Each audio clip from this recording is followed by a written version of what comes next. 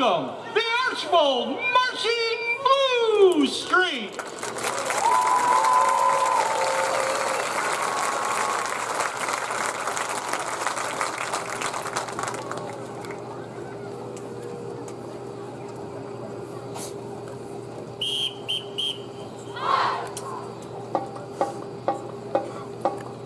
Introducing the 2025 Archbold Blue Streak Marching Band, led by Field Commanders Alana Trace and Adeline Nafziger. This season we bring you a single whodunit story told episodically over 10 weeks. Recordings of all episodes may be viewed on YouTube at the Archbold Blue Streak Band's channel. After an outbreak of pranks and vandalism at the Archbold schools, Principal Royal Short seeks the counsel of Britain's greatest investigator, Sherlock Holmes. Seated at Holmes' mahogany desk inside 221B Baker Street, Principal Short tells of exploded holes in block walls, tranquilized students and staff whose faces are assaulted with Genoa Comet's tattoos, and the supernatural sounds of ghost voices in the hallways. Ghosts who in a previous life apparently enjoyed kung fu fighting.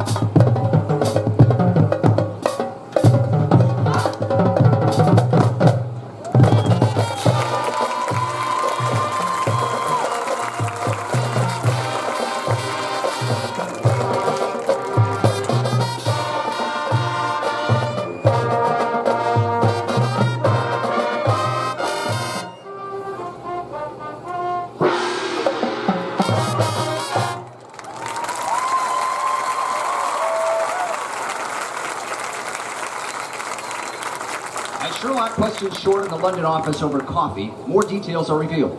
Mr. Short has had extensive experience in high school administration and is not prone to overreaction. Yet the nature of these threats to his beloved student body have to be taken seriously. And at last, the Archbold administrative team had enlisted the help of their own private eye, Officer Krupke.